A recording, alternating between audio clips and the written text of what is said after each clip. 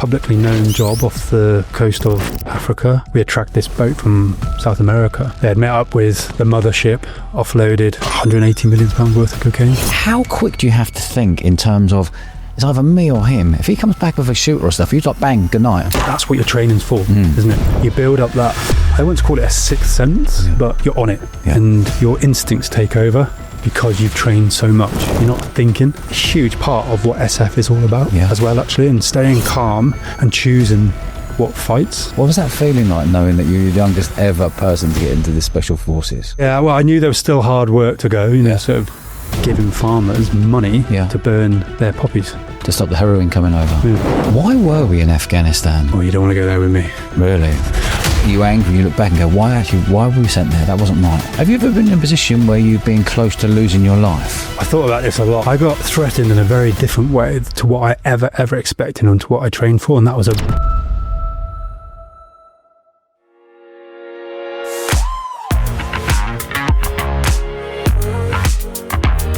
Greg, welcome to the show, mate. Right, good to see you, mate. Yeah, really long good. Time. It has been a long time. Yeah. Last time I saw you were at Bath Rugby. It must have been last year. Yeah, I vaguely remember that, but obviously we go back a bit further than that. A bit further, yeah, we do. Back to our rugby days. Yeah, that's right. Bournemouth. Amazing. It's lovely to have you here, mate. Yeah, thank you for having me.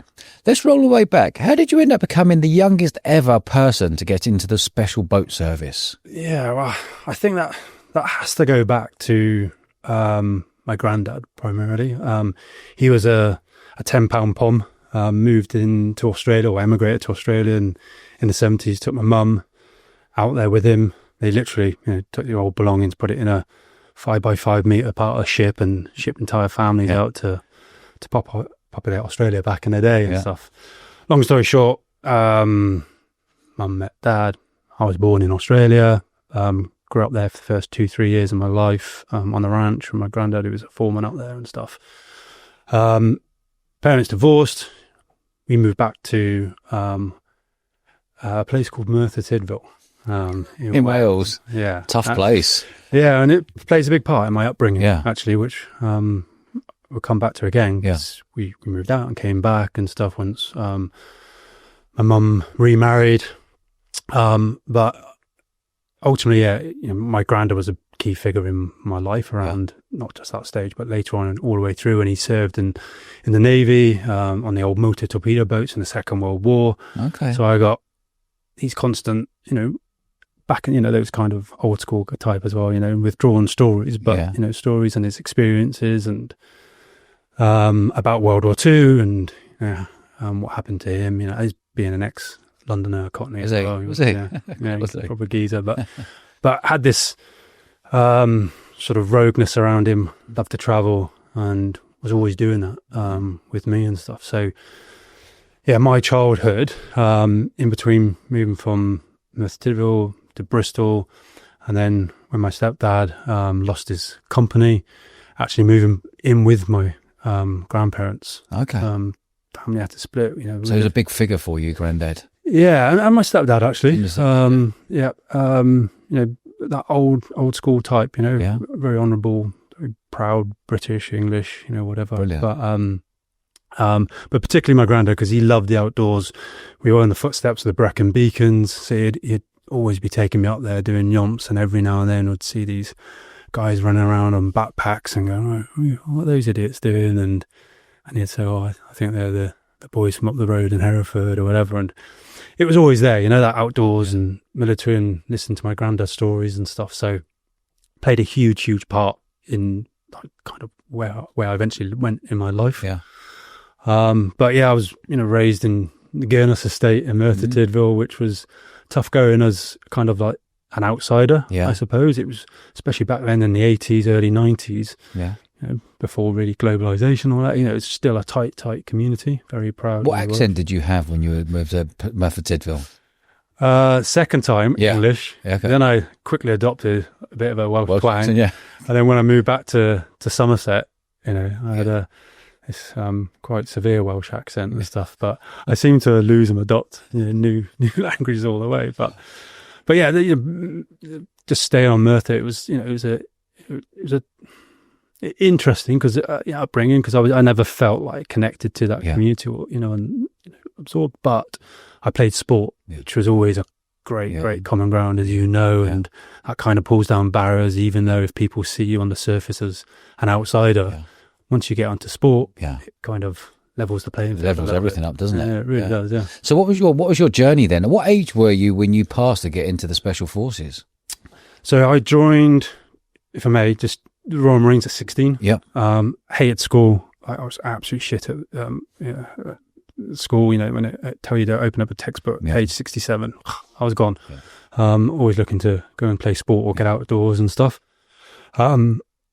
But I had been given a book by a friend when I was 12 on the Royal Marines, and obviously with this background, my granddad and all this influence, and it was a book on the Royal Marines, and I became obsessed with it. And on the last 2 pages of this book, which was all bright history of the Royal Marines, it just turned to really dark 2 pages of these guys walking out of the water with their, dive set on and weapons. And I was like, what the fuck is that? And I found out, obviously it was all about pool and SBS and kind of become obsessed with it. At the age of 12, 13, my parents would tell me where I'd start listening to, this is really, really sad, the Royal Marines brass band, rather than listen to R&B, I'd be listening to this is what music is. I'd be going out for runs at 4 o'clock in the morning, doing paper rounds. As much as I can, thinking that's what I had to do. So, long story short. Proper discipline from a young age, right? I wouldn't call it, I'm not a very disciplined guy. I think it was more about obsession. And saying, I'm going to fucking do this. Going to absolutely do this, so that's quality to hear, mate. And what age was that then when you were become obsessed? 14, 15. And then straight into the Marines at 16? 16 and 3 months.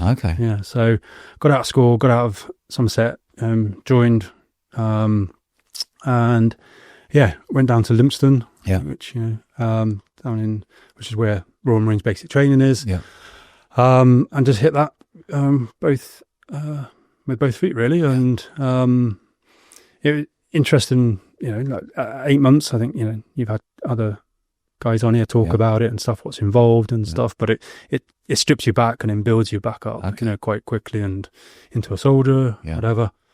But, I was treating the Royal Marines as a stepping stone. Always in the back. So you had in your mind straight away, I'm treating this to get into the Special Forces SBS. That's my ultimate goal. That's my goal. How long did it take you to get into the SBS?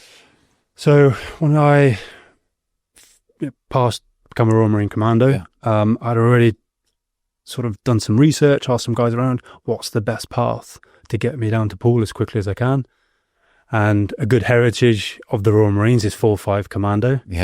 Other lads will say it's the other commando units and stuff, but which is based up in Arbroath in Scotland. They had the defence of the Arctic northern flank, and I just loved the idea of it. And there was a unit within that called 4-5 Recce Troop.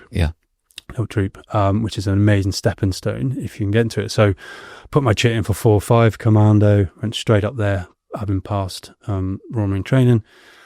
And then where did we went? We went to the jungle training, Arctic training, and then that was with a conventional sort of company up there called X-Ray Company. Again, but as soon as I got there, I was trying to say, how do I get into Recce Troop? I don't Recce Troop, which is there's a selection process for that. And it's quite it's relatively hard to get into. You have to be seriously knowledgeable, sort of tank recognition, weapon recognition. Knot skill, climbing skills, orienteering skills, all sorts. So you have to constantly be improving yourself on your own sort of momentum to then hit that selection within that unit to then join that troop. And again, taking a backward step, this was just from my position as a stepping stone to try and get to the SBS as quickly as possible. So that was, 2 years there doing that. We went on a tour to Kosovo. I haven't got into that Recce Troop. So you went on tour to Kosovo? Yeah. Jeez, what was that like for you? I've heard all sorts. I've had many people on this podcast. They talk about Kosovo. I don't know what years you were there, but they said there was some brutal stuff they saw. Yeah, we were post-conflict. So what year were we talking? 2000.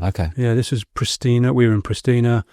So we were working with Hereford guys. Actually, we were doing mainly sort of observation post OPs in Pristina itself. So it wasn't kinetic in that sense. You know, there was stuff going on all the time, but you know, we were after more sort of like war crime criminals and stuff, watching them, and so we would be set up on a top of a media tower, one of the high rises in Pristina, with gear like this, basically with 600mm lens ×2 converter, zooming in, watching people from sort of all angles, getting sort of how they're living their life and trying to build up a sort of understanding of their movements. And then we'd send the Hereford, we wouldn't, but Hereford guys will go in, etc. So the Hereford guys, the SAS boys, would go in and do the job. Deal with the job. Okay. And I was like, fucking, I'm stuck up on the roof.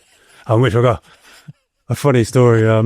So yeah, we'd be there in the middle of the night on this top of this building.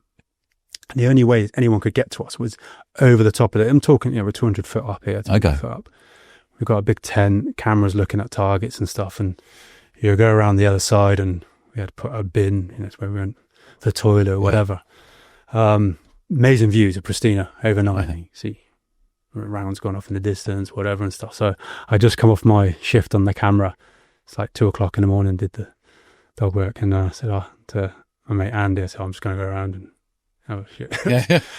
So I went around there. I was like, room with a view, sitting on this bin, literally, that we had cut a cardboard piece out, a big hole in it. Put my weapon down my side, dropped my pants down like this. And I was like, and we weren't hiding, the threat was relatively low, but there was a threat. But I was just sitting there anyway, and like admiring the view and stuff, minding my own business. And then, just sitting there, this is fucking cringe, but something grabs my hair. And the only thing that could have grabbed it was something that's come over the top. Yeah. So I fucking, obviously make some noise, drop down on my knees, and with my pants still around by my ankles here, grab my gun, fucking do kind of like a really shit commando roll, clunky as hell, look up. Meanwhile, Andy and the other guys are coming around the corner, and I'm there pointing my gun at a fucking pigeon that had just landed on my head.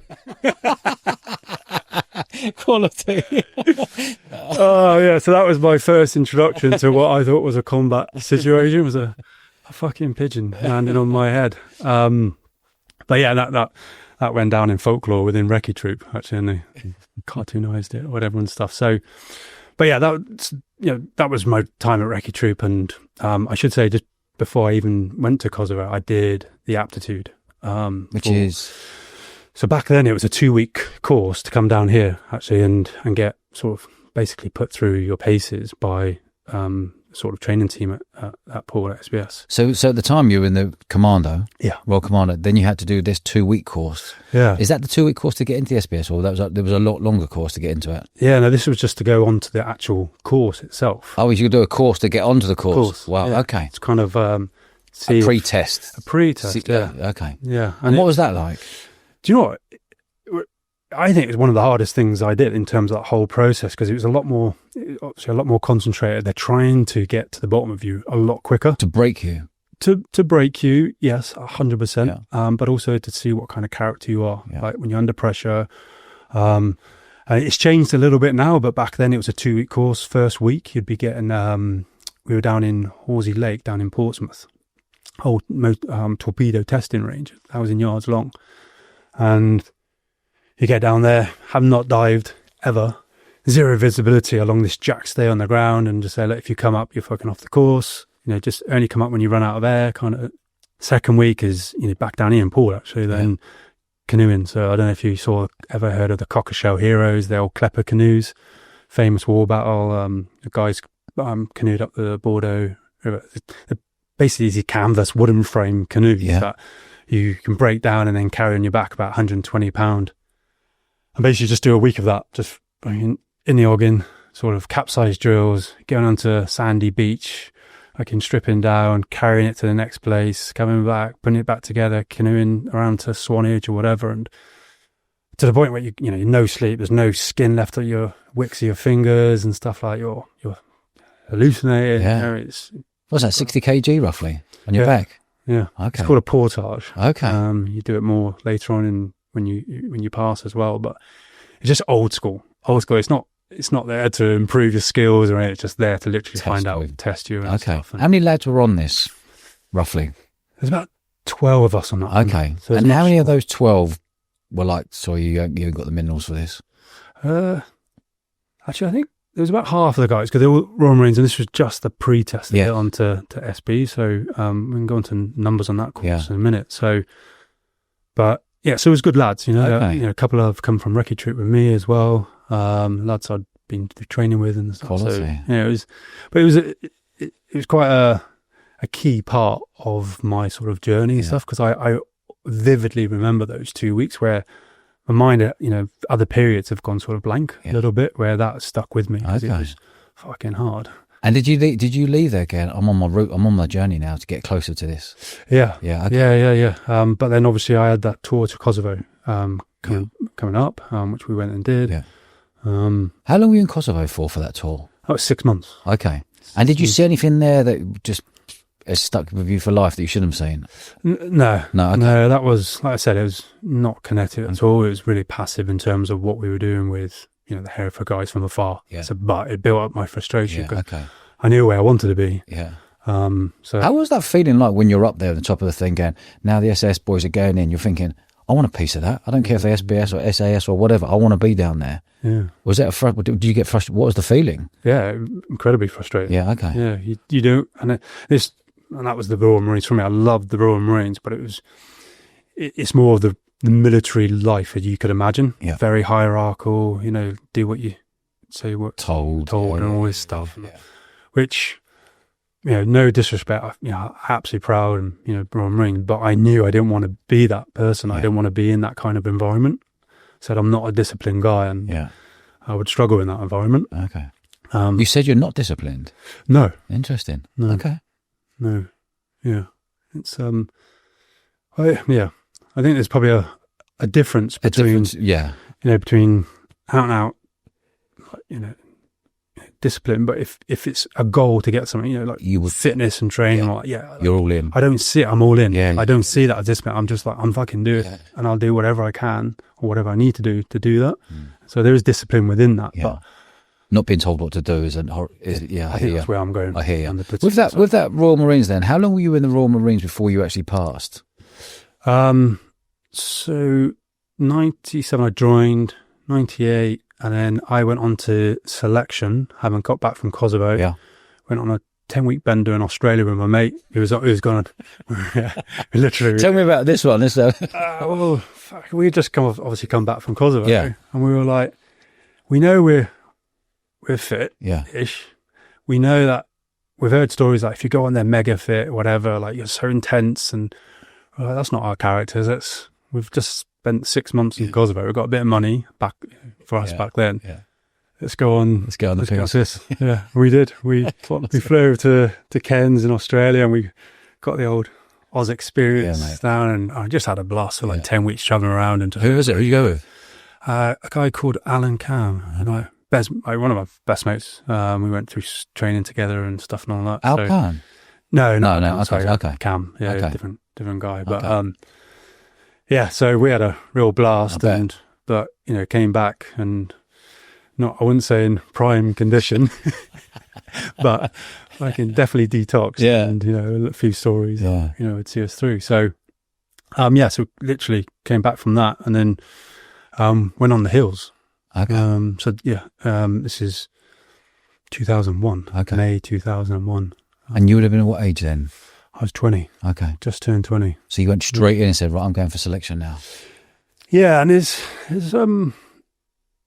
some important lessons here that I learned, because leading up to that, putting my notice in to go on to the aptitude, and then passing the aptitude, and people that I respected along the way saying like, look, I don't think you're ready, you need more experience, etc. And it wasn't coming from a bad place, they didn't think I was a good soldier or anything like that. It was just more like, you've got to be older, right? And maybe in reflection they had a point, but I was like, oh, fucking hell, I know what I want and I know what I need to do. So I didn't listen to them, and obviously found myself onto that course. But I was very conscious, because guys I respected did say, look, the spotlight's going to be on you even more. Yeah. You're a young guy, don't have a lot of worldly experiences at that point. What were you thinking when they're saying that? I think, yeah, I do. I don't want to be genuine. I think I compartmentalize quite quickly. And so I respect it, you know. And thanks for the heads up. I'm going for it. Thanks for the heads up, yeah. And I say, look, if, you know, I know what I want. Yeah. If I'm not good enough, they'll tell me. Yeah. They absolutely tell me. They're not going to let some idiot in or some, you know, young boy who they don't think is ready to go out there and do the job that, you know, those guys do. So, but I was very conscious of it, you know, and especially hitting there on that course when there was like, you know, 350 guys that started it, and you look at them, there's some real wide, wiry guys there, you know, that obviously been through the mix, you know, from, you know, paras, marines, other regiments and stuff, and you're there looking at them and going, shit, you know, there's proper men, yeah. And yeah, how did you feel at 20? Did you feel like, because like we know each other well, you're super fit. You're in the top 1% of the 1% fitness. You always have been. Did you know you were in that super great shape at the age of 20? Going, I can take this on. Yeah, I never saw fitness like that back then. No, okay. I didn't. It was, fitness wasn't, how can I say it? I just saw it as something you needed to do and just don't quit. Yeah. Right. And I'd heard guys say this, the only person that really fails you on anything is yourself. Yeah. Right. And we'll go on to this in business and all sorts of life. But so it wasn't about, because I wasn't fit, you know, like super fit, you know, there was guys there fucking racing snakes who could do me, you know what I mean? Like backing out 320 Ks or whatever and stuff. There's me, my fat ass, like relative, like struggling, you know what I mean? But the point is, and this is one of the key philosophies, never give up. Never go up. Yeah. Just keep going. So on that selection then, how long did you have to do that selection for at the age of 20? Yeah, so that's, it's a good, but it's broken down into key stages, key phases and stuff. So the first three are the most critical. But overall, you're looking at, you know, 8 months, 10 months, probably, you know, depending on what time of the year you went there and stuff. So, and I said, it's broken down into phases, with the first phase being in the hills. Yeah. In Wales? Well, ours was in foot and mouth. So we actually went over to West Virginia, stateside, and did what Delta Force, who are the American Army equivalent of the SAS, top guys. That's where they do their selection and stuff. So weather? Fucking hot. Hot, yeah. Mid to late 30s every day, for how long? That was, so we had a little bit of a acclimatization period, but what was really, really interesting is obviously a lot of guys from the wider army and stuff spend a lot of time up in Brecon Beacons, so they know all the routes already. We're obviously going over to Virginia or whatever, and no one knew anything. It was kind of like backpack country, you know, forest, hot, you know, down, so no one knew the routes or anything like that. But so it's completely new for everyone that went out there. But yeah, so, you know, so there's a lot of sort of proper map reading in that phase, as well as trying to make these distances over a certain time that you had to do for that period of like 5 to 6 weeks. And were they going on what Delta did? Well, Delta created theirs of what SS did, or what we did. Okay, so then you've gone back and said, okay, what are you doing out here? We're going to... Yeah, so these are all their routes. And we said, look, they invited, you know, Paul Hereford over there to do that. You know, they can't afford not to have a gap in new guys coming through and stuff. So, so we went over there and did the hills phase using their hills. Okay. As such. So, and from your experience now, when you look back and you said, right, what we're doing in the Brecon Beacons, what they do now in the Brecon Beacons versus what you're doing in America, which is harder, do you think? I've spent a lot of time in the Brecons, obviously, as a child, and subsequently I've done the fan dance, I've done everything, you know, and I think from a map reading, but also from a heat and endurance point of view, I would say this, but I think that hills was a lot harder than it would have been, you know what I mean, for me. Yeah. Is that down to the heat, do you think? Yeah. Because we're all grown up in PM with rain and grey, and you kind of deal with it and stuff, but actually you're going straight out to America and going, fucking, this is like 35, 37 degrees, and this is all new to me. Yeah. Okay. Yeah, and then, you know, guys that I really respected were struggling, the systems that they had perfected, whatever, like, it was... How many men went out there? Well, here's the funny thing, right? So normally it was 350, but they only had certain amount of places on the plane. Yeah. So we went to, up to Hereford, Pontralis. This is where a lot of Hereford do the CQB training and CT training and stuff. What's CQB, CT? Sort of close quarter battles, Okay. you know, so in the room. Yeah. Okay. They've got muck up of a 747 there and all sorts. Okay. And they were like, right, guys, we've got 24 hours to whittle down 100 guys. So get rid of 100 guys, wherever it was. So you can all get on the plane. Yes, we can get on the plane. And we were like, fucking hell, I'm just nearly fresh from Australia. Yeah. Okay. And then put a bit of weight on us, and they basically just start running us until, like, you know, they've got the numbers. Yeah. That is brutal. Yeah. Keep running, and once we lose 100, you're all on the plane. Yeah, and it was like fucking mind games galore, because they were like, right, stop. And you're like, brilliant. Like, no, let's go again. Oh. And it was just, looking back, it was funny, but, you know, at the time, you're like, fuck me, this is pretty. What was your mindset like doing that? Like, I know what your mind's like, but I'm saying when you go back there, what was your mindset like knowing that they're going to get over 100? Are you like, I am not stopping. Yeah. I'll keep going. I'll beat you, and you. I'm going to keep going. Yeah, I don't. No. I know I'm not external, so I don't look at others. Actually, you do register people, but I was like, well, I know I'm getting through this, so just do whatever you need to do, and get me on that plane, kind of thing. So, very internal process like that. So, I said, unless I pulled my hammy or literally physically couldn't do it. My mind was like, well, this is all part of it. Yeah. Really positive, I suppose, in that moment. Not like, oh, fucking hell, this is bullshit. You know what I mean? Like, this isn't all part of normal selection and whatever. No. Just crack on. Yeah. And, So how long were you in Virginia for? That's 5 weeks. 5 weeks. 6 weeks, yeah. And when you come back from Virginia? Well, yeah, you do that 5 weeks. You do your sort of endurance week. I think, previous guests have talked about it, and you do that, endurance march at the end, which is 24 hours long. And tell me about that. So this is in Virginia. So you're there for 5 weeks. Yeah. And you're saying that each week there was something different, was there? Well, yeah, you build up to this test week, basically, and you do a series of, I think it's 7 in total. Fucking really hard, yomps, basically, with weight. Walks. Big walks, I think. Yeah. Walks, yeah. You have to run it most of the time. Yeah. Big backpack, your weapon. But I loved that. I literally fucking loved it. And by the time there, I'd burnt off all my beer fat and sort of like was hitting my straps kind of thing. And I was being a bit of a dick. I remember I was trying to be the quickest and all the, in that test week and stuff. And then on that final one, it was fucking hard. And sort of you're bumping into guys all the way, and you see one guy, he's in the stream, like just sort of trying to cool down and stuff. And then I'm with this guy called Lee Tandy, who was going off to Hereford. Unfortunately, passed away now, but and hooked in on a parachute jump. But what happened? How did he pass? He was doing a hey-ho jump in training over in Oman, I think it was. But he basically hooked in on his parachute and. Yeah, so didn't survive the... What do you mean hooked in?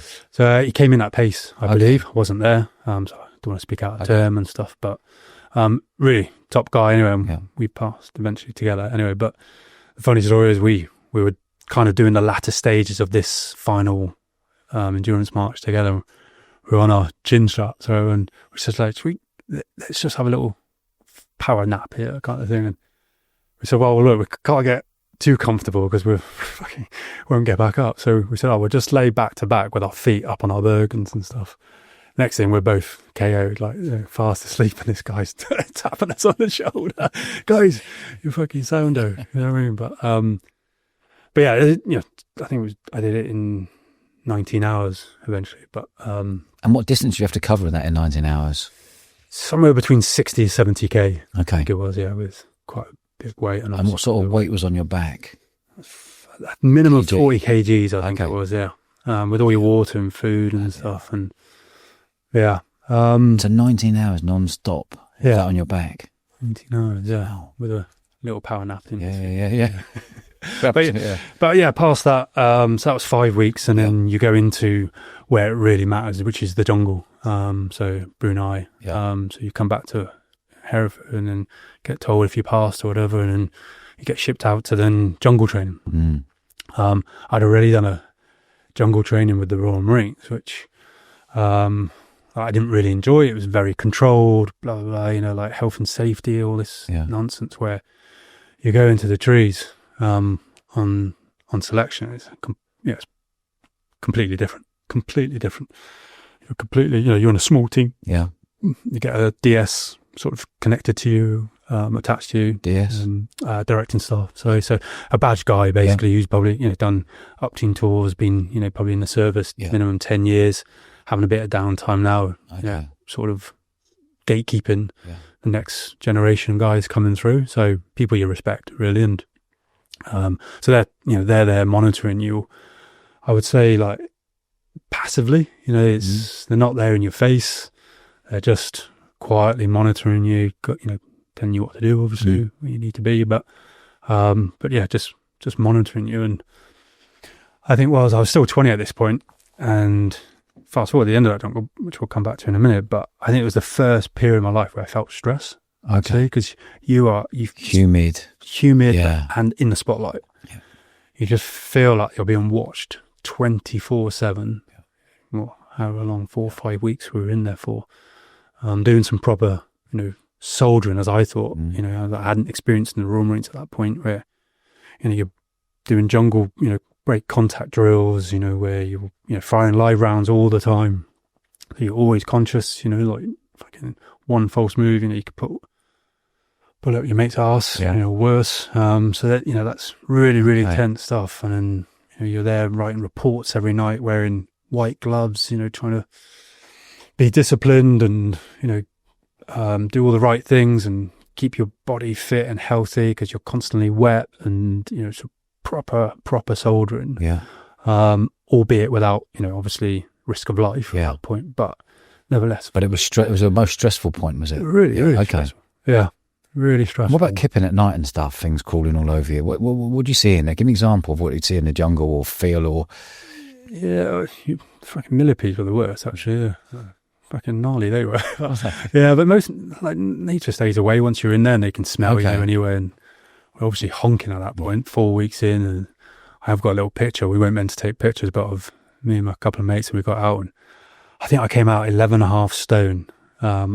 Just after the hills and stuff, I was like a skinny boy again. You know what I mean? So, but yeah, so nature. Oh no, actually, in fact, I say nature stays away. There was such a. We were in the final X again, so final exercise, trying to stay operational all the time. And the DS had taken a couple of guys away to do a CTR, like a close reconnaissance kind of thing. And me and my mate, this para guy, Richie Withers, was there. And we're at one with nature then, I would say. We were absolutely stinking. Yeah. And we were there laying up, and there were some Gurkhas out there trying to, like, you know, track us down or whatever. And we're laying on the ground, and I was like, I could hear something, like, in not too far distant. I was like, fuck hell, what's that? I said, please don't let it be a Gurkha's coming this way.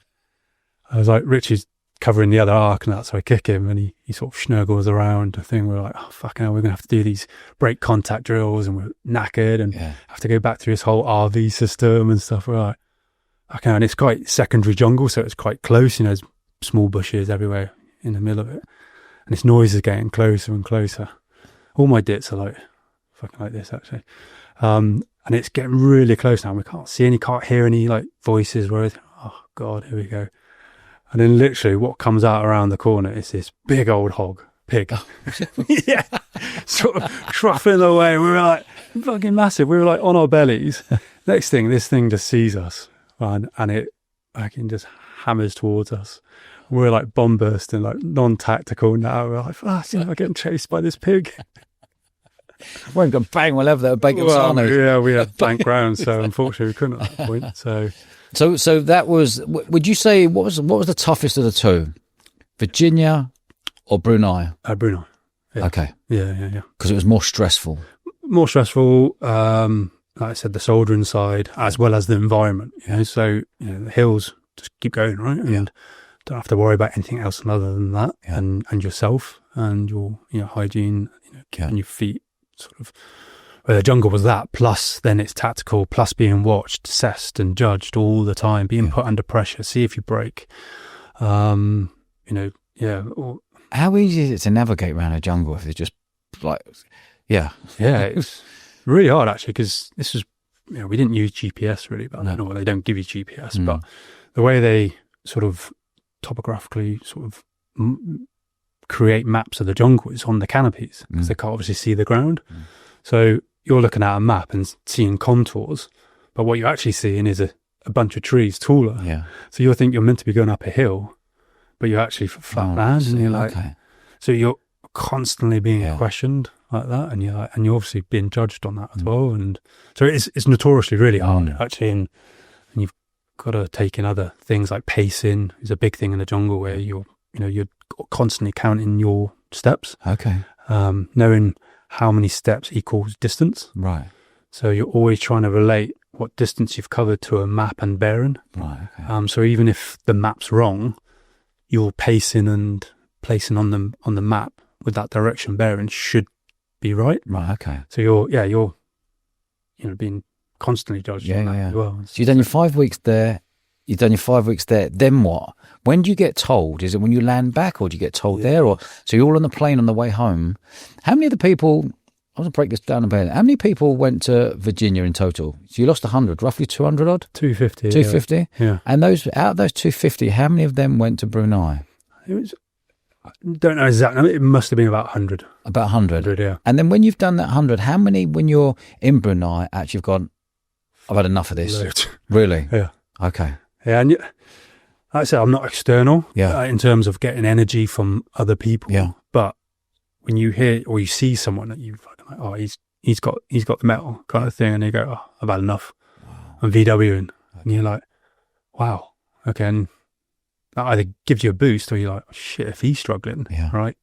Should I be struggling? Should I? Yeah. And then you're going, actually, I'm actually all right. Yeah. Okay. Yeah. How many actually finished the Brunei? Roughly out of the 100, if you were to...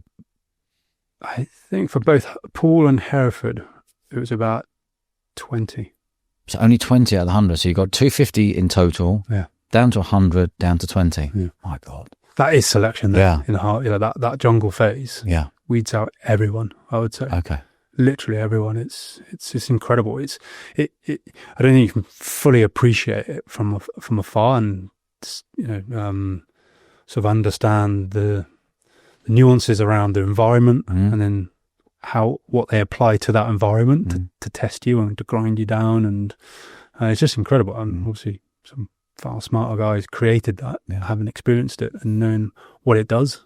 So when you finish that, are you like, yeah, I've made it? Or have you got to wait time for them to come back to you and say, right, no, this is a special day, you have to be told you're in or you're not? Yeah, you go back to Hereford actually. Okay. And you go in to see the OC of the training wing on a 1-to-1 basis, and you see guys come out and go, "Fucking kick me out," and you're like, ugh. So they've got through the old jungle. So they've done the whole thing, and then they've been told they haven't made it. Yeah.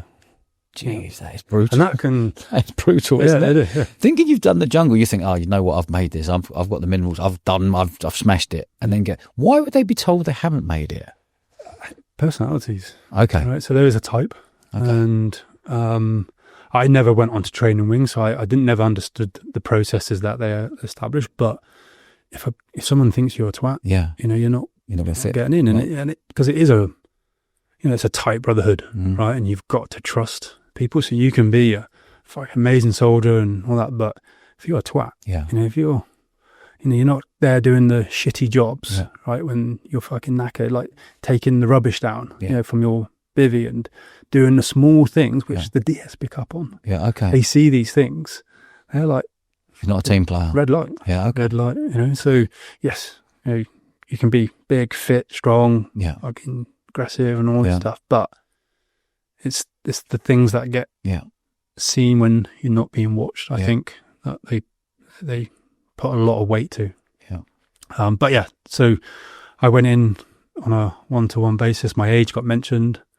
And you're still 20 at the time? Still 20 at the time, And I was like, but they passed me. So, What was that feeling like, knowing that you're the youngest ever person to get into the special forces? Yeah, well, I knew there was still hard work to go, sort of the next phases and stuff. But I remember, I talked about a minute ago, like the first feeling of stress. Yeah. But the opposite to that, first euphoria, and I went, obviously in Hereford, my granddad was in Merthyr, so I went straight down. Had a beer with him that weekend. Amazing beer, yeah. Is he still with us, your granddad? No, he passed a few years ago. Okay, now, but what was his name? George. Did the Corndy, their fan dance, 76 times in his 76th year. Is that right? Yeah, and kept doing it until he was 85. Legend. Yeah. What a legend. But yeah, that beer was pretty good, to be honest. Yeah. Memories. So then, what was the next step then? When now you're in the SBS, explain to me, you get given something, do you get a certificate, do you get a beret, do you get, what's given to you to go, right, now you're there and now we want you to be living in Poole? Yeah, well, you're not there yet. I don't know if you want to talk about the next phases, the escape and evasion. 100%. I want to talk about what it's like to be escape. Yeah, all of that. All right, well, yeah, so then you go, well, I love these phases because, again, it was like... So this is after you've done it? So after the jungle, now you're still at Hereford. You've not technically been badged. Okay. Right? But everyone knows if you pass the jungle, it only takes a big fuck up now. Yeah. You've got the medal. So it's now whether you can do the right things and stuff. But that said, escape and evasion is a big part of it. Escape and evasion. Is that to do with interrogation as well? Yeah. Yeah, but the first part is, you start learning some more about survival skills, etc. and stuff. And they start... sort of not feeding you to wear you down again and stuff. And we had Ray Mears come along and do some tutorials how to kill a goat and kill a goat right? In front of us, even though his car was full of McDonald wrappers. Was it? I wondered why he got so big. He wasn't on goats and stuff. We ripped him for that, actually. But yeah, this was in that Pontralis where we first started. Actually, you're doing this sort of escape and evasion, and you get put in World War II fatigues. So proper sort of itchy horrible, no socks. And then you can spend a few days making some tools that you might want to take out on the run with you. And it's all meant to like keep you awake and test your imagination and stuff. So I'll never forget I made a backpack out of a bread basket. And a sleeping bag, which was fucking not good at all, not of any use. But took it on the run with me anyway. So went to Galloway's, actually up into Scotland, where they release you and put you on a sort of 5-day escape and evade sort of journey that you've got to hit certain targets each day within these corridors. You've got a hunter force chasing you, and you've got to again make certain distance each night. What, to get to a certain point without getting caught? Yeah. Okay. Yeah. So give an example. What would you do to not get caught? Fuck out of I say we had was it 2, 3 para? One of the paras after us. I already made it. So whatever I had to do, try and fill a guy in, whatever. I am not getting fucking caught by a para. Yeah. But you had to also get into a group to try and make some time up and stuff. And we were going down this metal road one night in a sort of woodland, whatever. Before we know it, fucking spotlights, dogs were everywhere. We were like, fucking, where did they come from?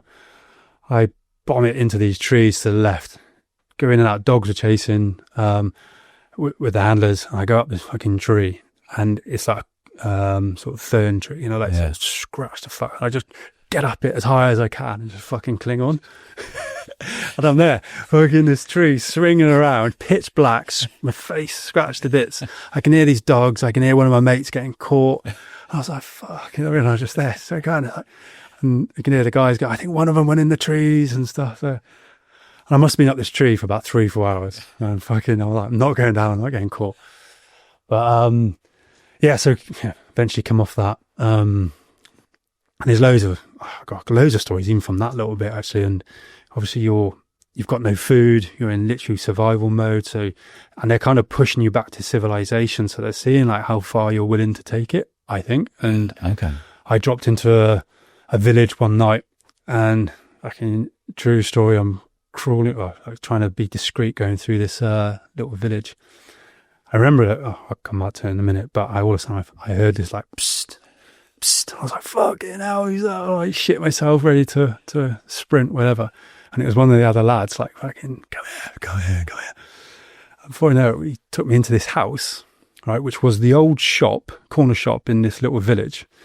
And there was 2 other guys in there, like, we were minging, right, absolutely minging, with a can of Stella, baked beans and chips. Oh. And this couple who just moved up from Newcastle had known that we were in the area, and they were feeding the guys. Oh, happy day. With the baked beans, chips. And, we never ever forget that actually. And they let us sleep because the front of the house was the old shop. So they said, look, just sleep there, get down for a few hours and close the door quietly when you leave our kids upstairs. We were like, so we, 3 of us memorized their address, and they didn't know who we were, obviously, in terms of names and stuff. But when we got back up, we sent them a plaque and this Marks and Spencer's sort of hamper. What a touch. Said that, thanks for that. Because it made a big difference. Yeah. Getting that bit of food in. Yeah. Because, and I think, that if you get caught, you're off. So you run that risk. But so if you get caught, you're off. I think caught cheating like that. Right, If you get caught, you get a kind of lifeline, I think. Yeah, okay. And you get beat up a bit or whatever and slapped around and get put back out there. If you get caught twice, under your own fruition, you're off. Wow. You're like, fucking hell, you're useless. But then if you get caught cheating, you're off. Even though I've heard the stories from all the guys, you know what I mean? There's some hardcore guys I didn't, but I love my food too much. Quality. What did you when you finish this? What do they give you? I'm just trying to visualize. What does it look like? Or is it all underground? Is it all like, well done, congratulations, Barry? You're in the SBS. Well done. Thanks. Yeah. Well, or is it like some parade or? No. It's sort of like everything's discreet, right? Isn't it? And sort of like. If you pass all those continuation training, escape and evasion, blah, blah, then you eventually go to pool, right? So Hereford guys go and get badged up in Hereford, join their respective squadrons. Back then, I don't know if it's the same now, you go down to pool, get badged, but then you don't go to a squadron, you go and do another 2 phases. So you get it wasn't even a ceremony, you get given, actually, when I joined, we didn't even have the SBS badge. Right. The new sort of, we were still under the Royal Marines. But you got your little SC and sort of canoeist and all this, and sort of handshake with the CEO and stuff. So it's really underwhelming in some ways. Not you expect anything, right? You're just chuffed to fucking bits. You're finally down in pool, but then I said the Hereford guys went to their squadrons. We then went and you do your boating phase and then your diving phase. Yeah. The diving phase, I think, is more optional now as a method of guys getting into a country or a situation and stuff. Yeah. But that is the difference between Hereford and pool. Yeah, technically still. Okay. Hereford does parachuting. Okay. Pool, even though pool does. I remember like 15, 20 years ago, we're all out on the boat. Remember like pissing around on the boat, we go wakeboarding or the back of the boat. And remember, there was one period we were out there going, that's the SBS boys. They're off helicopter at 5 a.m, just diving in from high up into the sea, and might have to make their own way back. Yeah, is that the sort of stuff you were? Yeah, we're doing all sorts of things like that. So whether you're parachuting, which you do see off Studland now and then, don't you? And the SDV, which we might come on to in a minute, which is the old submersible. What's that? It's a swimmer delivery vehicle. Okay. It's American built thing for SEAL Team 6 and stuff like that, but it's a wet sub basically. For what, a one man? No, you can. Bigger. It's unfortunately for guys, you can fit 6 guys in the back. Right. It's like a giant dildo basically. Yeah. How big? Fucking 6 blokes big. Yeah, 6 blokes. Yeah. Oh, Bonnie blew her like that one. Guys absolutely hated it. Yeah. Hated it. I actually went in to become a pilot of that later on in my career. Yeah. But you see all that happening off the coast of Poole now and then. But so you learn all these skills, like jumping out of the helicopters, diving, blah, blah, and boating. And that's your continuation training. Yeah. And technically you have to pass them to then go and join your squadron, which I did, early Q1. What's the hardest thing you've ever had to do? Well, in terms of before we go into the countries you were going into, what's the hardest thing you've ever had to do in training? In training, it's really. I go back to that aptitude. I think Okay. physically and mentally, that aptitude was 2 week thing. Okay. That got me. Yeah. Okay. That was fucking It's nice. interesting how you remember that so vividly, isn't it? Where you think of all the countries you've done. So now you've passed. What are you on? Are you on like a pager? If someone goes, right, Greg, you need to be here within an hour because we're going to Colombia because there's a massive cocaine thing going on, or whatever it may be. Is it literally like you're on call? Depends what role you're in. Yeah. If you're in CT, counter-terrorism, then back then we did have pagers. Yeah. And you couldn't drink. You had to be within half an hour of the camp. Yeah. So that was a specific role that the SBS has. That's lucky Ashley crosses between half an hour, isn't it? Not drinking? Yeah. So Down Jimmy Brunson's boozer. the cow. The cow, yeah, do you remember that? Yeah. So and that was a very specific role, where you're on a high alert, basically. But then if you're in build-up phase to go in operationally, in say Afghan or Iraq or whatever, then it's very different. You're hardly ever at home anyway. You're just constantly training somewhere else and stuff. So it's very, very varied, and you're going through a period of training intensely for this sort of role. Yeah. Go and operationalize it, come out of that, and then rinse and repeat in different things. So and back then we were only two Sabre squadrons, which was M squadron and C squadron. And how many in each squadron? That's about 60 guys. Of the elite. Yeah. The door kickers, you would say. Yeah, or, that's probably a bit American, but the frontline guys that, are highly operational. Yeah. And were you ever involved in the counter-terrorism? Yeah. Actually, counter narcotics. Okay. Actually, which was a big part of our remit. We did a publicly known job off the coast of Africa, international waters. We took down a motor, talking about my granddad, a motor torpedo boat. We had tracked this boat from South America, I believe, and they had met up with the mothership, offloaded, I think it's about 180 million pounds worth of cocaine onto this runner boat. Yeah. We got activated and went and sort of got down to off HMS. It was a frigate anyway, never really frigate, which is where we operated from, to then go and take down this motor torpedo boat, basically, and anyone else on it. And we seized, I said 180 million pounds worth of cocaine in that one job. Yeah. So how quick is it when you're called up, or is this operation going, guys, we know this is happening, we've been following for 3 weeks, this is what you're going to do, this is the boat you're going to jump on, this is what it looks like? Yeah, no. How much intel are you getting from this? It was quite spontaneous. It was. I don't remember much build up to it. We had those skills anyway of, like whatever we need to do, fast rope onto the boat, heli sniper and all sorts. But, we were on that boat and in the hull before they even knew, we were there.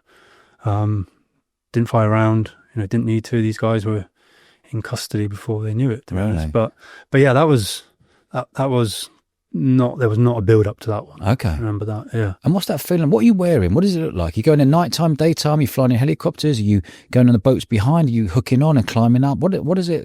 Try to explain. Yeah, that one was 2 helos, 2 helicopters. Yeah. Main force in one, and then Lynx, I think it was, mate, the sniper in that one. We just came up his arse. Can't remember, it was at night anyway, but we fast roped on. So literally throw ropes, gloves, just down it onto that boat very, very quickly. And then we kind of had a little bit of intel what the boat was and the makeup of it. Obviously, there was no one on deck, so we went straight down into the hull, cleared it, and neutralised it within a minute, I would say. Bloody hell. Yeah. What's that feeling like when you're on the helicopter just before you're about to do the job? Or as you're just flying in? Yeah, I think your training kicks in. Okay. Like, you're nervous. I'd be lying. It's like going in rugby match and stuff. You need that adrenaline to up your sort of awareness, your skills and stuff. So, but it's like again, you'll know this. As soon as that whistle goes, it just disappears. Yeah, it goes. Yeah. Yeah. You're It's on. exactly the same. They're on. Yeah. It doesn't matter whether it's Yeah, mate. rounds or whatever, or, you know, the big Kiwi or Fijian. Right? Yeah. So when you've landed, you're going in there. Are you when you got your gun, when you got your machine gun? How quick do you have to think in terms of it's either me or him? If he comes back with a shooter or stuff, you like bang, good night. Yeah.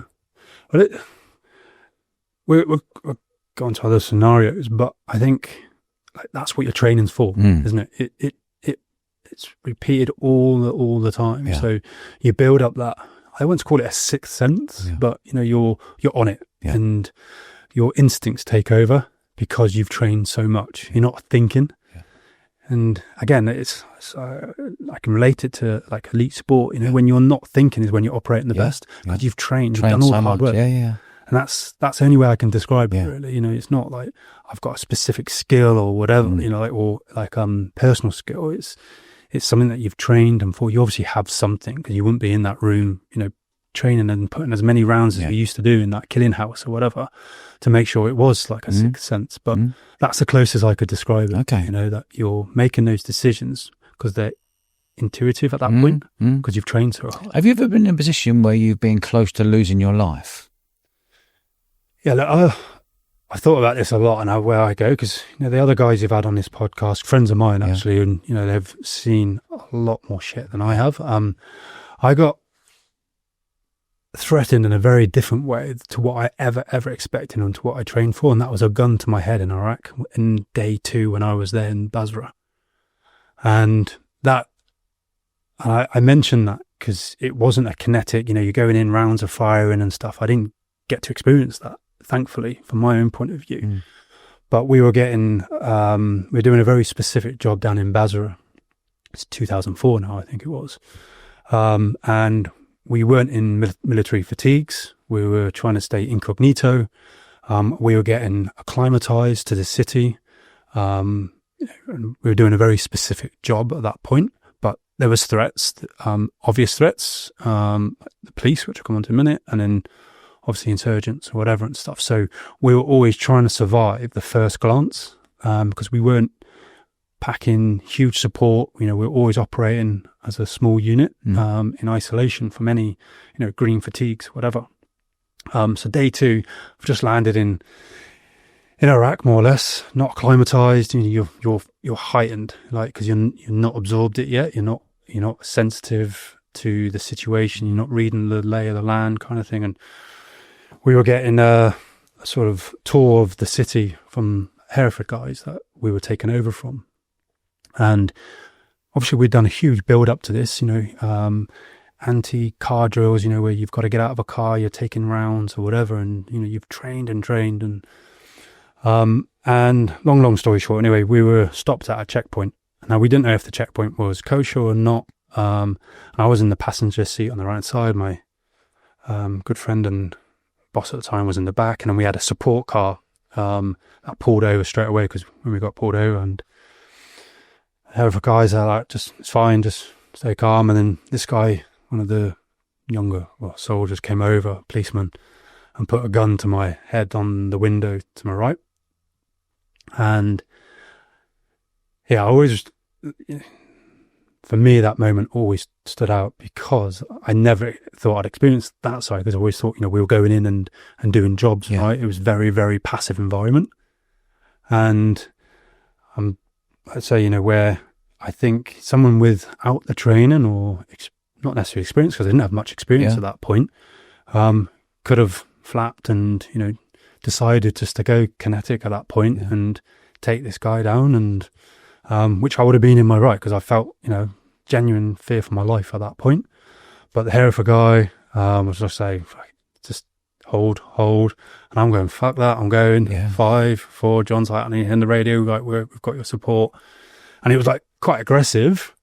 But then the Hereford guy was still speaking to the guy on his side and saying, quiet to Halif, you know, sort of British forces kind of thing, and it was that close to going. But I'm kind of proud, it's a weird word, but, you know, of not going loud at that point. You know, I could have reacted, and under that utter fear for my life. Yeah. Adrenaline went through the roof. You know what I mean? I'm not acclimatized. A gun to my head.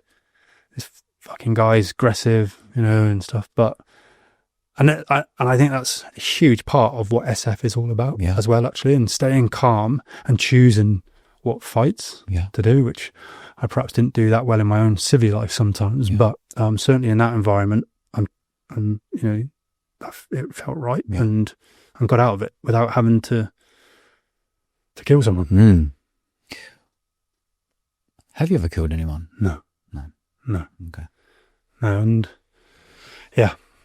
no, I was, you know, I think things happen for a reason, and I moved on from SBS at a point where, you know, again, other guests that you've had on here have talked about, went into a really heightened sort of period. You know, I was involved in other stuff in Afghanistan, whatever, but I honestly say, thankfully, from my own point of view, I can honestly say that, and talk about those moments there where, you know, I probably could have gone the other way and stuff.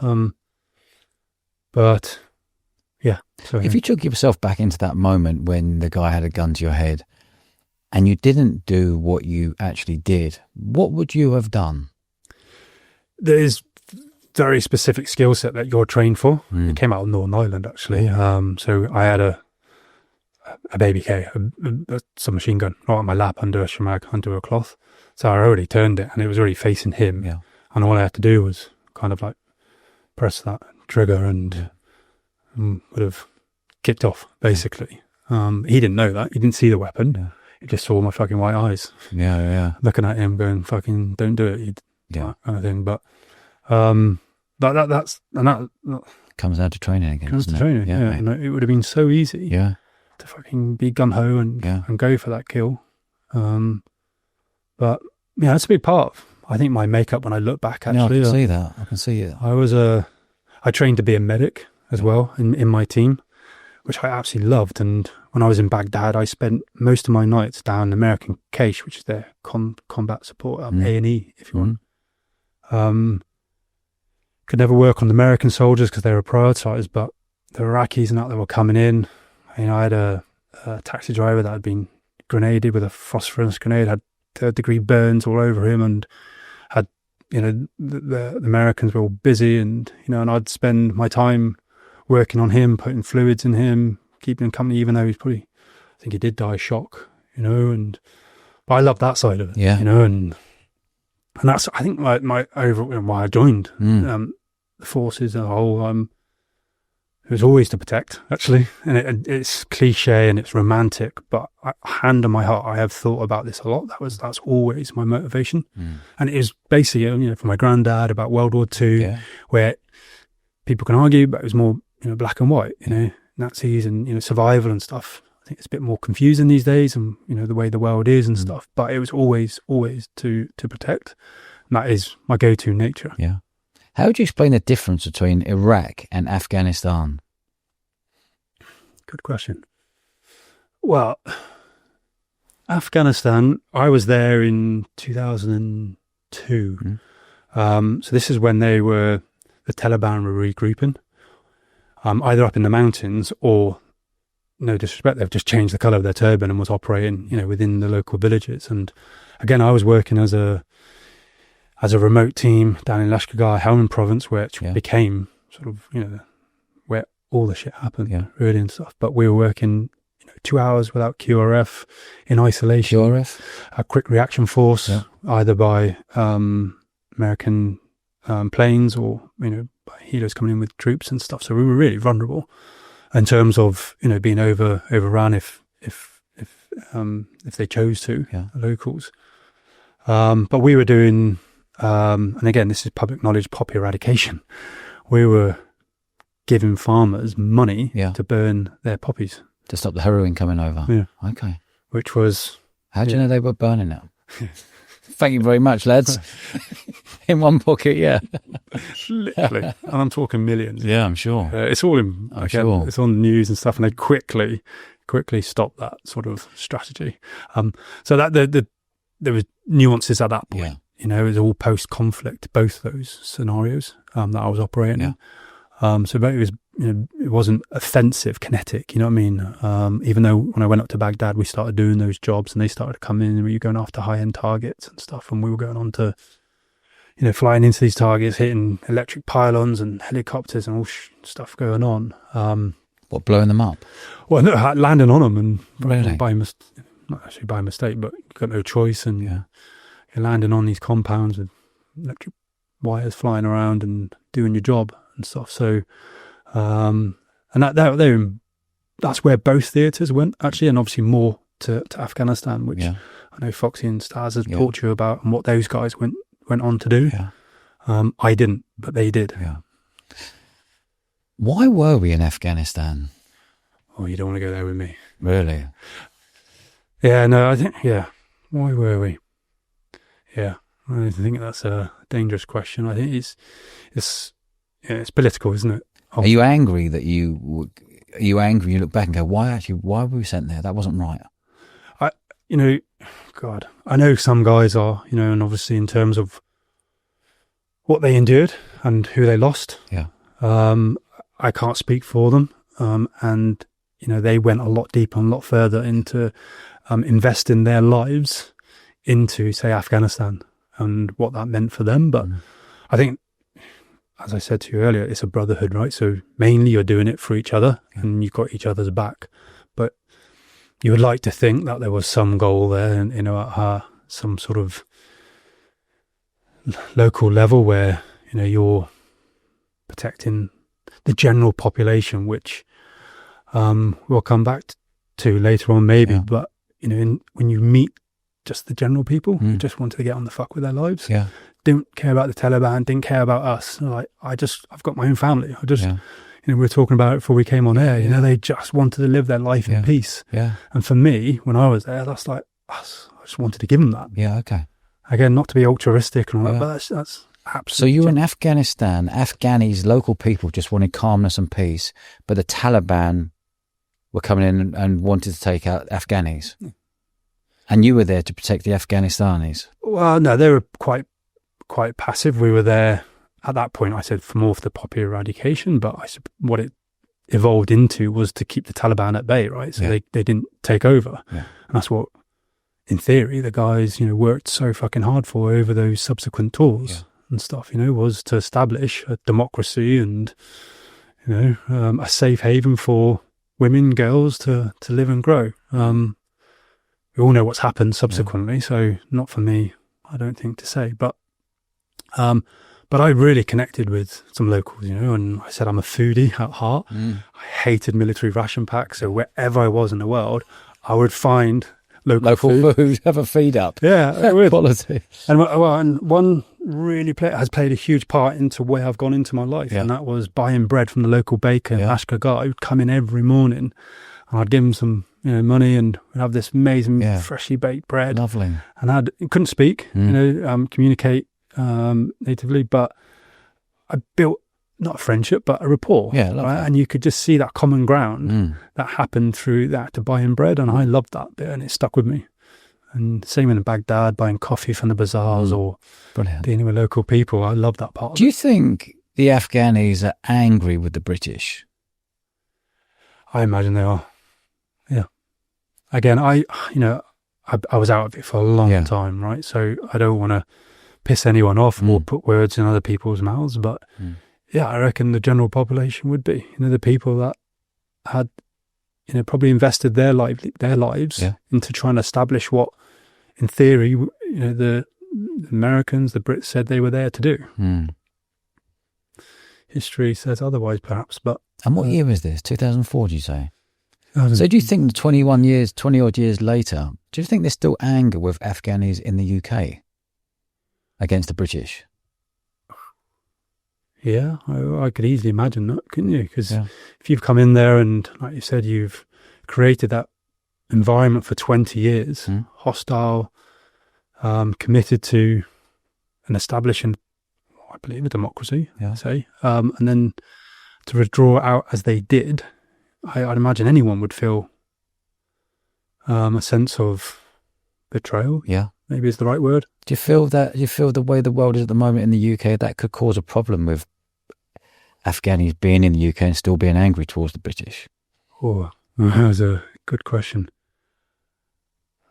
I think where the world's gone now with, mass globalization, immigration, it's just hard in general, isn't it? You've got people en masse of different cultures doing what they know and do best. And I know you've got extremities outside of that, which, they need to be dealt with separately. But as a whole, I can't fault anyone who wants to come in and better themselves. But whether it's the right way, it's happening or going about it, that's a different question that I'm not perhaps qualified to answer.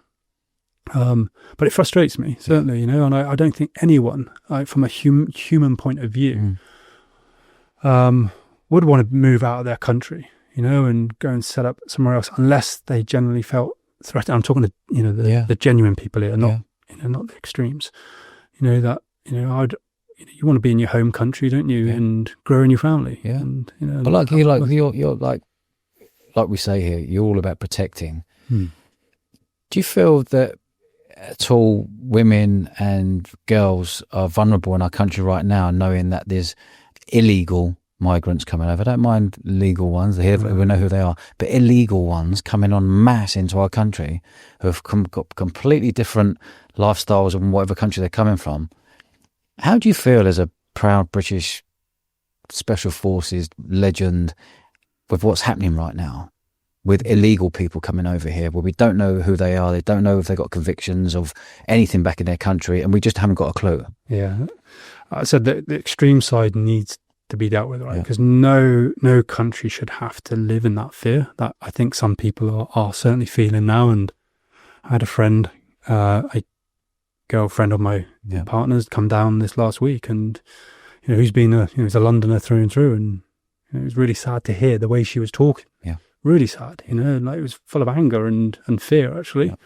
So we're going into territory that I am passionate about because of what I'm doing now and trying to create more common ground in the world, because we are getting lonely, we are getting angrier because we're in more isolation, and there's information overload and all sorts that we're sort of being bombarded with, as well as the real world scenarios that are happening. So, and we're rudderless as a country. There's no leadership.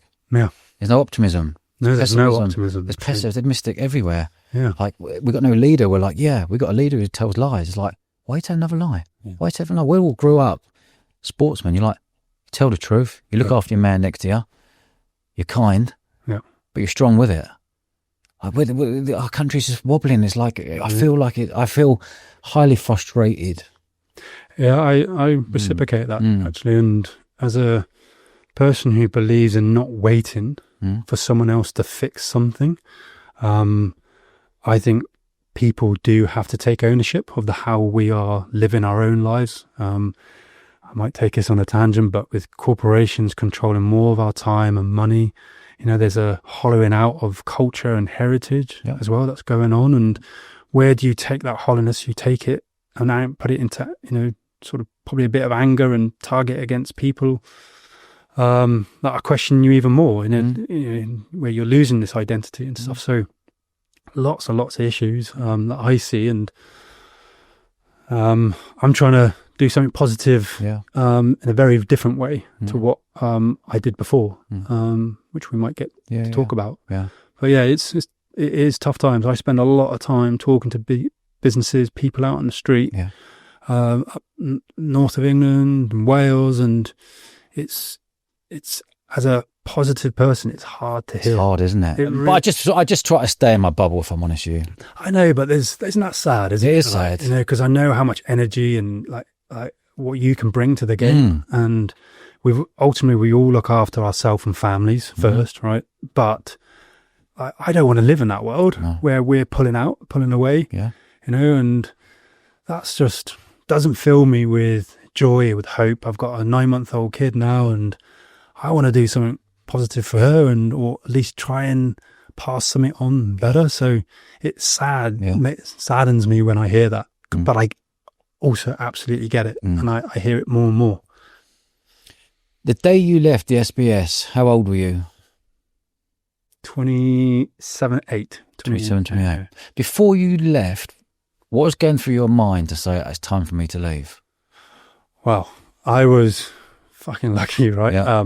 2003, in between tours, some genius within the service said, we're going to go down to Australia for the World Cup in Perth and have an SF tournament. Quality. Happy days. And I was like, oh, really? What, go on the piss down in Perth and watch some rugby? Yeah. Most of us hadn't picked up a rugby ball at that point. I remember going down to the bottom field on camp in Poole, and it was like something at the scene out of like the 1970s now, you know, these swivel hips. Perfect. Hands out ready. Guys trying to do steps but falling over and oh God. But yeah, so I got introduced to rugby and we went down and I had one of the trips of my life. Honestly, we had this rugby tournament where we battered each other for 3 days and then just went on the piss. Happy days. Down in Subiaco in OBH Hotel. Yeah, X-rated sort of stories coming out of that period. But oh my God, and I connected all that with rugby. Yeah. We were walking around with our blazers, getting put into nightclubs, thinking we're part of England. And best feeling, eh? Oh, it was best incredible, feeling. And I fell in love with rugby at that point, basically. What year was this, sorry? 2003. 2003, okay. Yeah. But didn't know anything about it. I played football as a kid in Merthyr Tydfil, etc. But came back from Iraq and went down to Oak Medians. Remember Hayden? Yeah. Oh, I love Hayden. Yeah. Kiwi. Yeah. Oh, mate, every time I used to see him out on the piss, he would clock you and you try to hide from him and then he would buy like shots of whiskey and stuff. You're like, no. Yeah. Him and Dallas and Troy. Dallas. Yeah. Where's he now? He's massive. Calves, 20. Oh, I can't remember the size of his calves. 22 inches. Like, he was huge. Where was he from? Samoa? Yeah.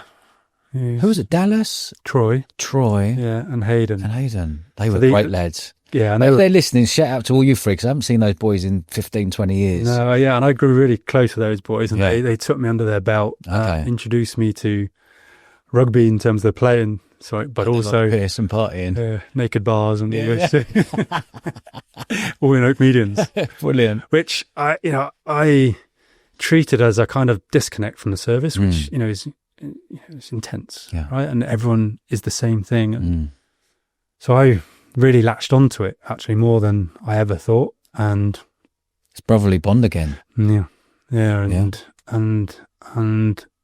that kind of on the field battle as well, which I craved and loved actually, and in my heart I fell in love with the sport and started watching it and started playing it when I got back whenever I could, and went off, came out of front line post Iraq and went into that submarine sort of part of the SBS, which gave me a bit more, well, it didn't in theory gave me more freedom, but I had some guys around me that were like supporting.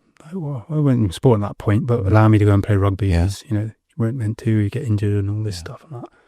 But nevertheless, over the next 3 years, sort of found my opportunities within rugby coming my way. I played for the county against the Royal Navy. Got picked up for the Royal Navy, started playing for the Royal Navy and played the Army Navy game. At Twickers and all that. And I was just like in this whirlwind and trying to balance this like SF career and not compromise that. Meanwhile, fucking like, what is this thing over here? Yeah. I'm absolutely loving it. And I will say one thing, right? Because it is the truth, and it sort of plays into kind of like, I think, entrepreneurship, and like, if you want something, you go and fucking get it. Got to be obsessed. When I came back from that Australian tour and I was watching the World Cup final in home in Merthyr, I turned around and said, and this might sound like a complete twat, but I said, I'm going to play for England. I was 24, I hadn't played rugby ever.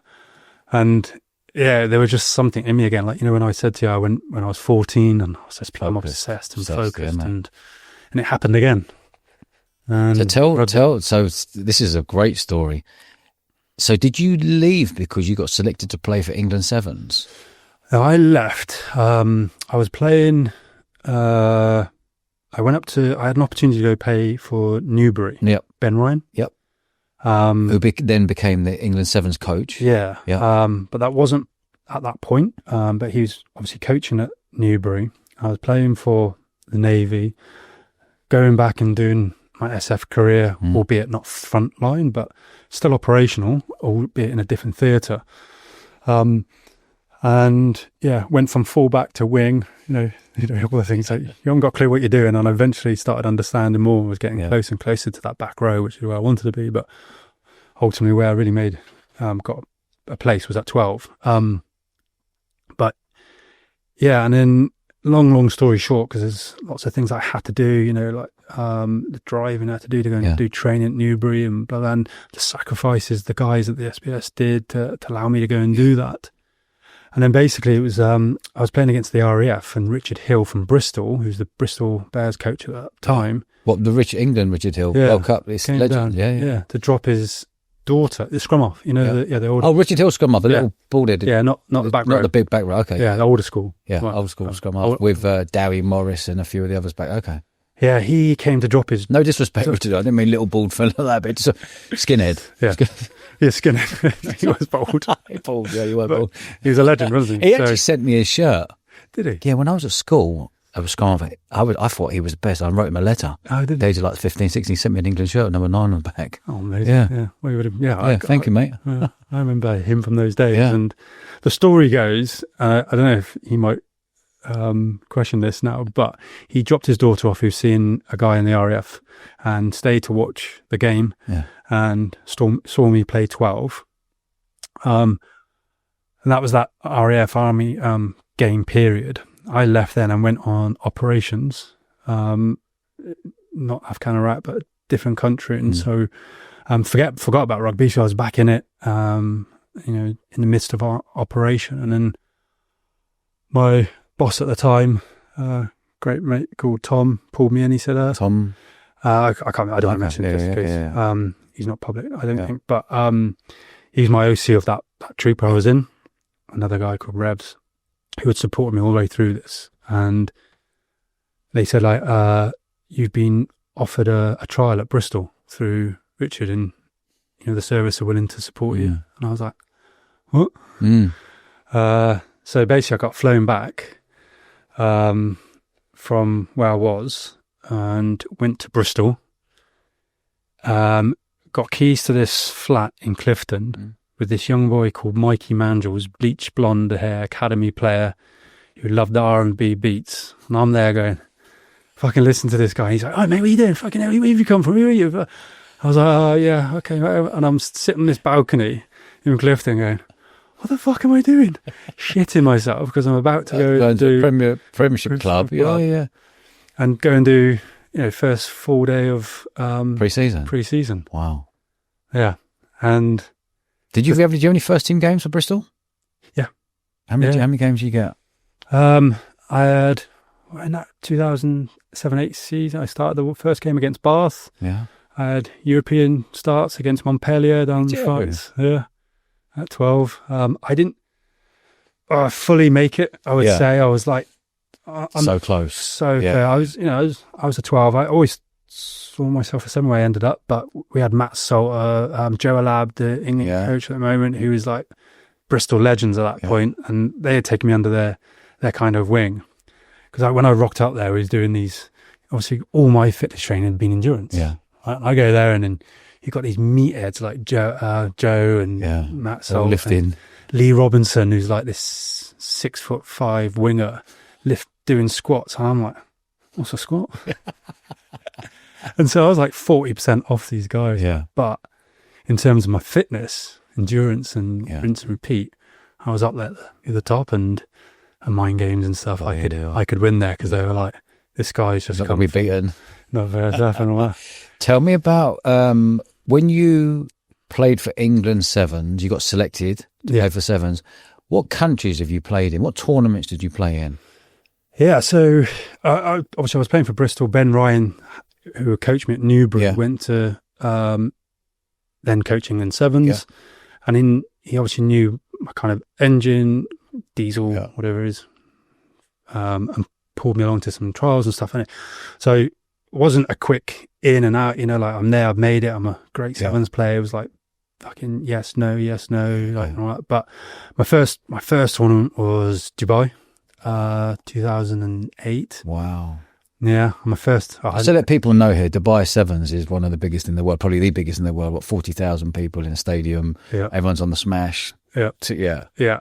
And it's amazing. Yeah. It is amazing. Yeah. In the desert. In the desert. And he hadn't put me on for the first 2 games, which in the daylight and stuff. And then we were in the semi-final and it was against Fiji.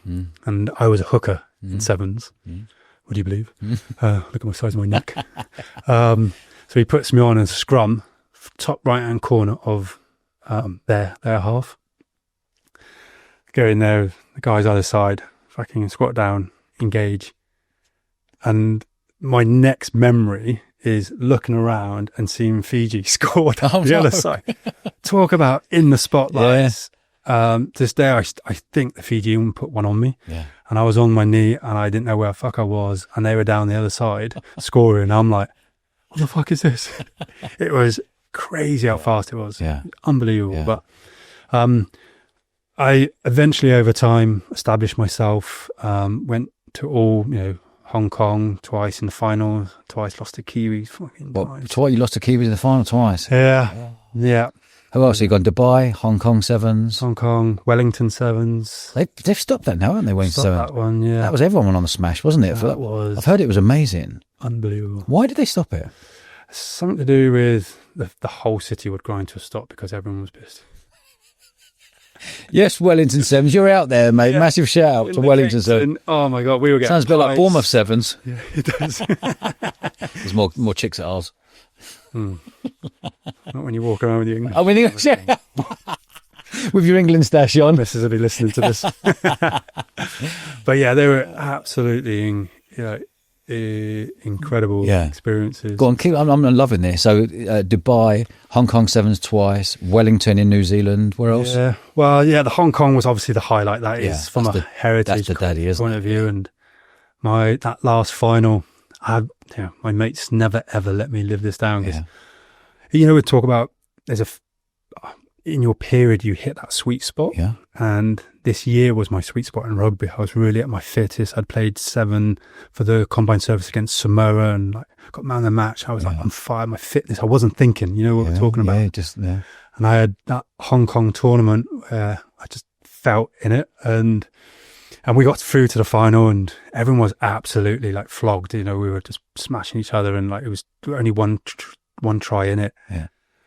And I got the ball and Nigel Starmer Smith, the commentator. Yeah. To this day, I was like, fucking mate, do you know how much pain you caused me? So I got the ball and he went, Greg Barden, probably the slowest man in the England. So yeah. Thanks, mate. On TV. So you can imagine now what all my mates did.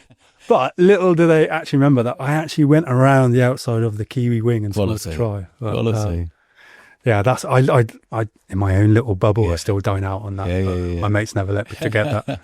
Come on, give me some more tournaments. Las Vegas. Vegas Sevens, because that was a new thing back then, wasn't it? Yeah. What was that actually like? Which bit? No, the partying bit. Yeah, we had this American guy who was trying to head up the American side of the rugby out there, John. And after the tournament, he's a multi-millionaire or whatever, and just top guy, you know what I mean? And he came and picked us up in this fucking limousine, took us to, penthouse and his nightclubs and stuff. And all I remember was the flight home was the most horrendous thing I've ever done. Heebie-jeebies everywhere. Worst hunger. 3 legs later, I was like, never again. But it was, you would always do the sevens in 2 week slots, or 3 weeks actually. So pair them up so people know. Well, you had Georgetown back then, South Africa. Yeah. So you had Dubai first. This was November, December time. Which obviously one of the pinnacles. So just to let people know out there, there's a 7 circuit that goes over, 6-month period? Yeah. Roughly. And you're flying in, flying out every 2 weeks to all these places around the world. Yeah. Mate, that's like the dream I know. job / rugby playing career stroke dream of everything. Yeah, it was. And that went on for 3 years. 4 years, yeah. 4 years. Well, I got awarded the captaincy in the last year, and I was fucking loving life. I was in such a bubble. And were you single at the time? Yeah. Oh, yeah, it was, thankfully. I was single all the way, more or less, through like my military career as well. And I never quite understood that side, how blokes could manage the two. And I was always meant to go back to the service. Yeah. But, I have some demons around that, I suppose, that I never addressed that. I just got caught up in this bubble and just didn't look back. You're not surprised, mate. Yeah. Fighting in wars, all the problem there, and going around, traveling around the world, single bloke in your 20s, and then kept in your country. Yeah. Like, this is what dreams are made of. You couldn't have writ that. No. I think it was more that, that I owe so much to the SBS to give me that give the opportunity. Yeah, I remember you were like, this is amazing. They're giving me the opportunity to go off and do all this. Yeah. I remember talking to you about it at the time. Yeah. Were you, is there a part of you that you think, I left the Special Forces, should I have gone back for a year? Yeah. Okay. Yeah. And why didn't you? A business, actually. Okay. Yeah. Which is? Well, no, not even this. It was just in general. Yeah. Like, you'll know this in the rugby world. Blokes are always thinking about what we're going to do next. Yeah. It's your short career. Matt Soto, Joe Lab would always have these coffee meetings saying, like, what we're doing next. Everyone wanted to be an entrepreneur, didn't they? Everyone wanted to be an entrepreneur. Yeah. So, do you know entrepreneurship wasn't cool until about 10 years ago? People were doing it. Every footballer growing up in the 80s and 90s, it was you either in a band or a professional footballer. They were the heroes. Yeah. Now the DJ, then it turned into DJs. Now the DJs, bands, rugby players, footballers, all want to be entrepreneurs. Like, we're up there as like, they're entrepreneurs. They're running businesses. They've got freedom. They can earn money. It's amazing how it's changed. Well, and what it takes. Yeah, mate. It takes. I know it takes what it's to do in rugby and then not make it, and then do it and then try and being obsessed like that. And then trying to be obsessed in business. You have to be obsessed if you want to be a professional rugby player or a semi-professional rugby player, or you want to be a top entrepreneur of business. You have to be obsessed. 100%. Have to be. There's no other way. 24/7, thinking about it, training, living and breathing. Couldn't agree more. There's no compromise. No, there ain't. And you will fail otherwise. Yeah. 100%. So what's your world today, Greg? So my body was packing up, and how old are you today? I'm 44. 44, okay. Yeah. So I left rugby under a bit of a cloud, actually. Yeah. Which did you fall out of anyone in rugby? Yeah, with Ben Ryan. Did you? The coach? Yeah, we did. We've addressed it publicly. Yeah. There's a podcast on it, actually, and he came and had a chat with me, and I think it was like 7 years after I left, basically under a bit of a cloud. And there's two sides to every story, right? There's three sides to every story. Okay. Yours, Ben's, and the truth. Yeah, somewhere in the middle. Somewhere in the middle, yeah. What actually happened for you to have a breakup? I think I thought as a captain I was there to do a job, and I was to bring the team along and to be that connection to Ben. And Ben was trying to take the team in a way which myself and the other guys at the time didn't understand, I suppose. And I felt playing under a cloud of confusion. And I approached Ben, and this is where the disagreement happened, and what came out of it. And it happened over a few tours, actually, and basically we disconnected and our relationship fell apart, which, as I said, like, we have addressed publicly now, and it is a regret because I didn't finish on my terms, with that sport having given me so much. So I didn't go to the last leg of that year as captain, which was Twickenham, basically, because Ben and I had become estranged at that point. And I don't want to get into detail because, like, it is, my version against his. And if anyone wants to listen to the podcast, what were you pissed off about? You must have been pissed off about something for him to react and go, right, I'm dropping you. I don't need part of this. So I'll give you one example. It's well known that, Ben had us like not competing at a ruck, right? And we were playing. Not competing at a ruck. Okay. Yeah. He wants a flat line. He wants, okay. Or no offside line. When England did it against Argentina. I think. Oh, actually, we did it against Argentina in Hong Kong. And so there's no offside line. So, but you can't go into a ruck. I'm in there to fucking get my head in there and get the ball. Yeah, okay. And so was like Rob Vickerman and all these other boys. And instead of like playing with, no thoughts, everyone was thinking. Okay. Everyone was thinking. And I was like, Ben, like, this is a problem. Yeah.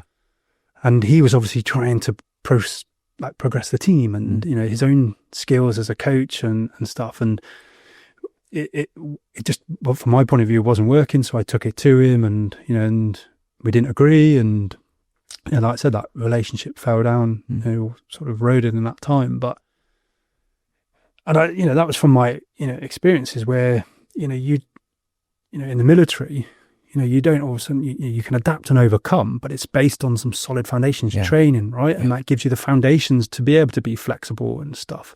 But it's usually intuitive. Yeah. When you're having to think, everything speeds up and then mistakes happen. And that was what I felt was happening in that last season. Was it an argument? Did it get heated when you're like, mate, I'm not happy with this? And he's like, well, was attitude do one then? This is the way I'm playing. Yeah, it was semi. Okay. Semi we did. And I'd say it wasn't aggressive. It was like, it wasn't aggressive. It was like, Ben was like, this is my fucking train set. Yeah. This is where I want to take the team. If you can't take it there with me, he didn't say it, but fuck off. Yeah. You know what I mean? Yeah. And that's what I felt, right? And when I can't then commit and give my all, I'm not just going to sit there in the sidelines and, be passive. Just not in my nature. So regrettably, and I do say regrettably because I didn't want to finish on those terms, but I quit basically. And you walked away. Not to say I was going to get another. I had a central contract with Bristol and with the RFU then at that point. Okay. So whether I'd have got another, contract. Yeah. And this was the last leg at Twickenham in May. Yeah. Could you not have waited after that? Yeah. Or were you so frustrated? I was. How long was the frustration building up for? That was Hong Kong, so that was March, yeah, and some things had happened in training before then, and whatever, and so there had been sort of a start of a disconnect, I suppose. So yeah, it's just, knowing what you know now, how would you have approached that differently, or would you have done exactly the same? You've got to have your principles, right? And you've got to take them to every scenario.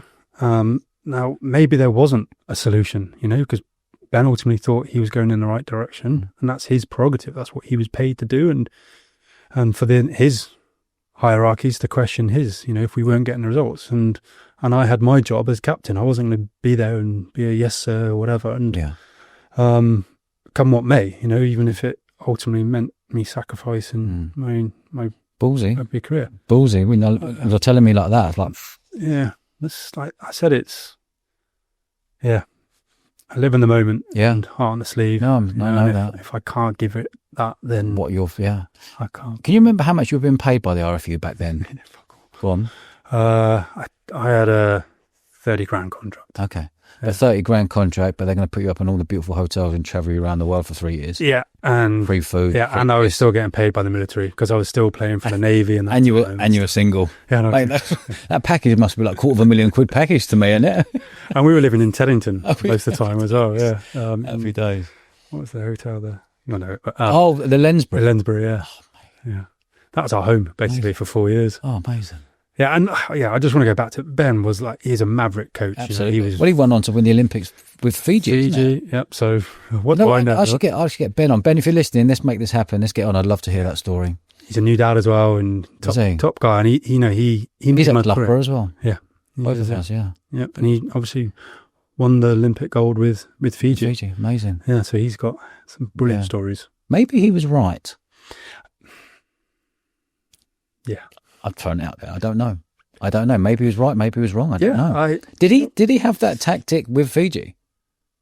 I can't remember him. I'd love to know if he had that tactic with Fiji. Right. Then that's the answer. Getting them not to hit a rock. I know. I was going to say that's one of the big boys, aren't they? Powers. Yeah. Big boy. Yeah. Greg, before we finish up, what are you doing today? So, long story short, I went into the world of entrepreneurship, and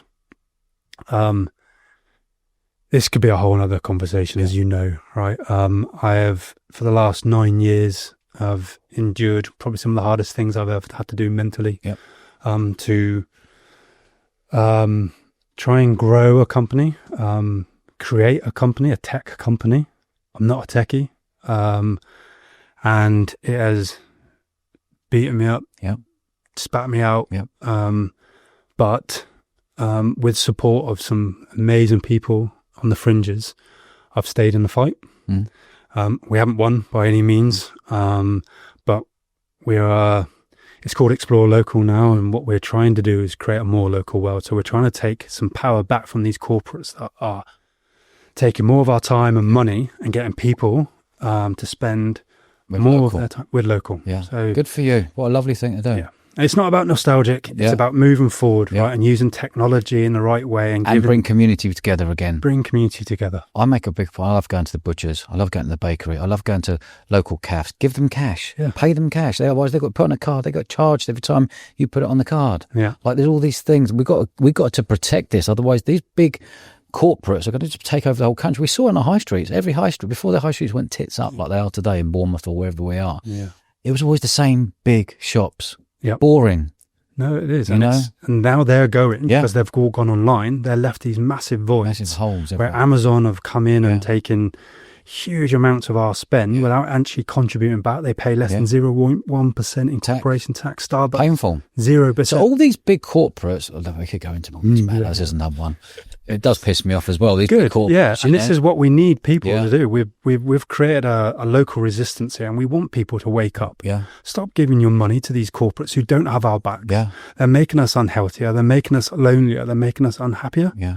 So fucking put Yeah. some power and ownership back into Back our into the local people. I agree. Do you know what annoys me about it? I'm only going to say this very quickly because I don't want this to go on because this would be a really good hour conversation about it. But these big corporates there are paying no tax. Yeah. All of a sudden now, people don't talk about this. No one's spoken about this, right? Because everyone's got the fear of it. It's something you don't talk about. It's the non-written word conversation. Cash, physical, Yeah. Yeah. We all carry around. We don't anymore. But you know, you've got cash to. Oh, you've got cash. I know, but I carry cash everywhere. Like it's important that you pay people cash. These cafes and stuff, but everyone involved, they've taken cash out of the system. Yeah. There's no more cash in the system anymore. So they've got control over everyone. Data. Control, the whole lot. Visa, MasterCard. Yeah, mate. Look, I went up against Visa, MasterCard for 6 years as an alternative payment system, and I've got the scars, Yeah, I'm you sure. know, and this government and this country isn't backing the individuals. Absolutely. They're willing to go shoulder to shoulder with Amazon, but actually we need to be empowering these individuals. So hopefully if we get big enough, we can go in after the government to create a better environment, but anything Very we can do difficult. to Mate, it's empower. I hear you, mate, but it's very, very difficult.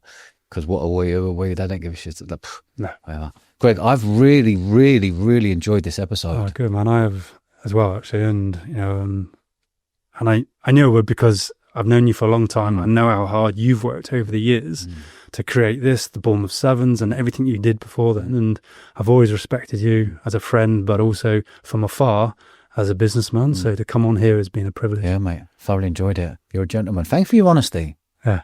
And you've really lived an eventful life. Really lived an eventful life. To go being the best, the creme de la creme, what you're doing, to then go and play for England, travelling the world, to then jump into entrepreneurship, which is a fucking big jump into, mate. But yeah, massive respect to you, mate. Brilliant. Thanks. Good man, Greg. Good to see you, mate. Nice one, mate. Mate, that was fucking brilliant. That was wicked. Mate, that was brilliant. Yeah. That was brilliant. Thanks for watching, guys. If you'd like to see someone on the show, leave a comment below. And if you haven't already, do us a favour, show us a bit of love, press the subscribe button, and it allows us to grow the show even bigger and bigger each week. Nice one.